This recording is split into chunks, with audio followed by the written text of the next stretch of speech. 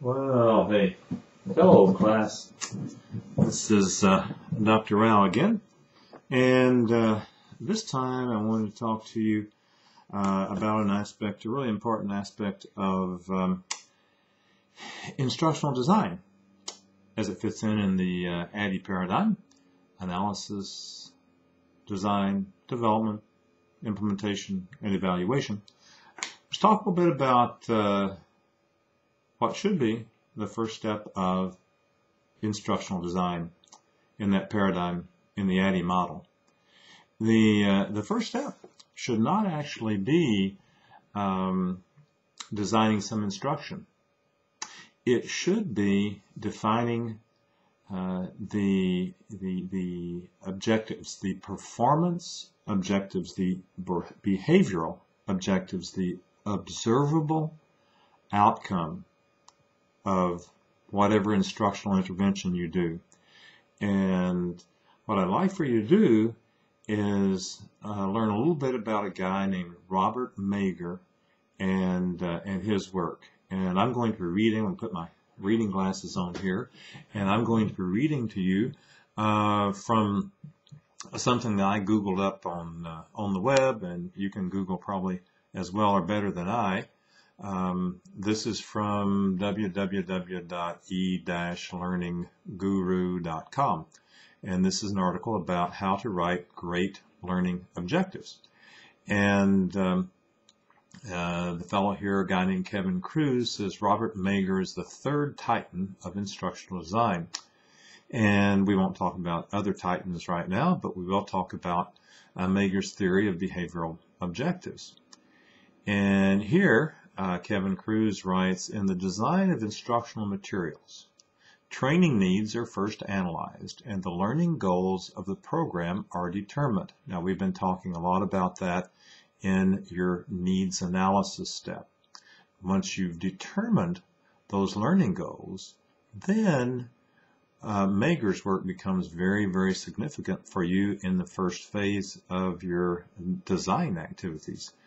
Kevin Cruz goes on to say, Mager's central concept is that a learning goal should be broken into a subset of smaller tasks or learning objectives.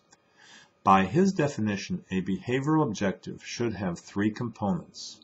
One, behavior. The behavior should be specific and observable. Number two is condition. The conditions under which the behavior is to be completed should be stated, including what tools or assistance is to be provided. And number three, standard. The level of performance that is desirable should be stated, including an acceptable range of answers that are allowed as correct. Consider the following behavioral objective. Okay? Given a stethoscope and normal clinical environment, the medical student will be able to diagnose a heart arrhythmia in 90% of affected patients. This example describes the observable behavior, identifying the arrhythmia, the conditions, given a stethoscope and a normal clinical environment, and the standard 90% accuracy.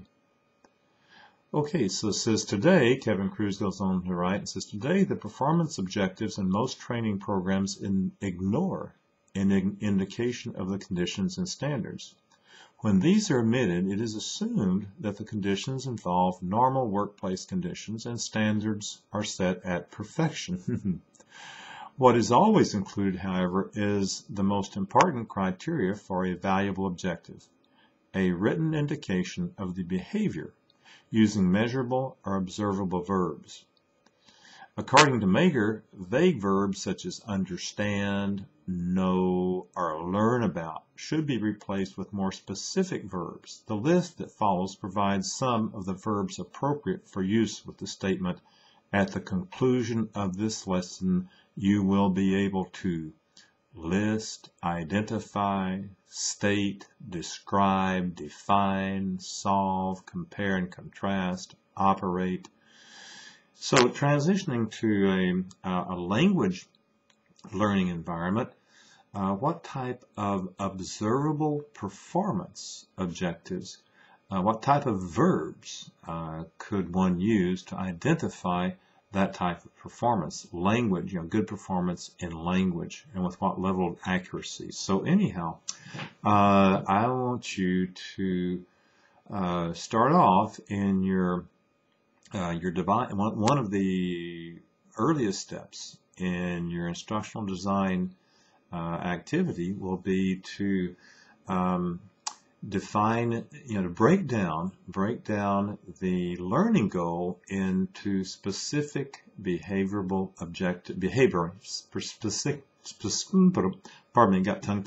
specific behavioral objectives. There we go, specific behavioral objectives.